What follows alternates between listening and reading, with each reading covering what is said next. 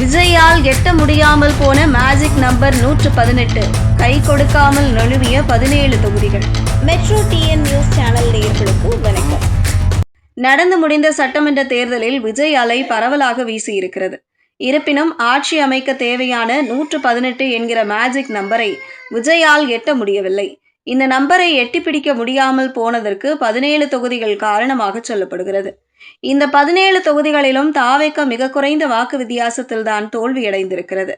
இதில் வெற்றி பெற்றிருந்தால் தனி பெரும்பான்மையுடன் ஆட்சி அமைத்திருக்கும்.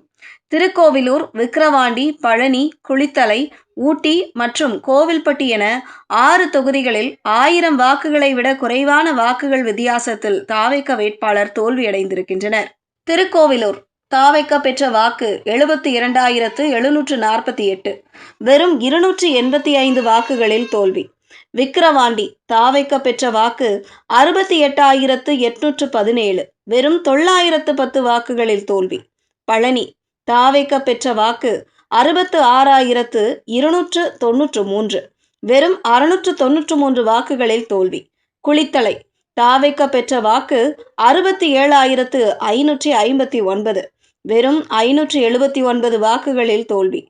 ஊட்டி தாவேக பெற்ற வாக்கு 47,512, வெறும் 976 வாக்குகளில் தோல்வி. கோவில்பட்டி தாவேக பெற்ற வாக்கு 60,800, வெறும் 843 வாக்குகளில் தோல்வி. அதேபோல புதுக்கோட்டை, திருமயம், திண்டுக்கல், கரூர், பாபநாசம், கிள்ளியூர் போன்ற தொகுதிகளில் 2000க்கும் குறைவான வாக்குகள் வித்தியாசத்தில் தாவேக வேட்பாளர்கள் தோல்வியடைந்திருக்கின்றனர். புதுக்கோட்டை தாவேக பெற்ற வாக்கு 64,958, வெறும் 1,867 வாக்குகளில் தோல்வி. திருமயம் தாவேக பெற்ற வாக்கு 56,709, வெறும் 1,492 வாக்குகளில் தோல்வி. திண்டுக்கல் தாவேக பெற்ற வாக்கு 73,358, வெறும் 1,131 வாக்குகளில் தோல்வி.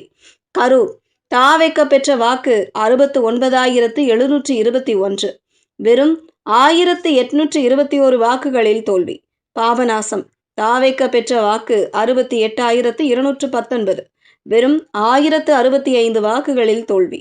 கிள்ளியூர் தாவேக பெற்ற வாக்கு 65,123, வெறும் 1,311 வாக்குகளில் தோல்வி. இந்த 12 தொகுதிகளில் ஜெயித்திருந்தாலே தாவேக தற்போது ஆட்சி அதிகாரத்தை பிடித்திருக்கும். ஆனால் இந்த தொகுதிகளில் மிக குறைந்த வாக்குகள் வித்தியாசத்தில் தோல்வியடைந்திருக்கிறது.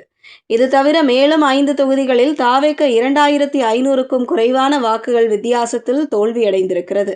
திருவண்ணாமலை, ஏற்காடு, விருதாச்சலம், கோவை தெற்கு, கீழ்வேளூர் மொத்தம் சேர்த்தால் 17 தொகுதிகள் வருகிறது.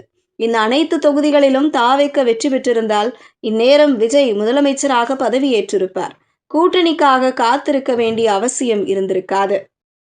செய்திகளை உடனுக்குடனும் துல்லியமாகவும் தெரிந்து கொள்ள மெட்ரோ டிஎன் நியூஸ் சேனலை ஃபாலோ பண்ணுங்க.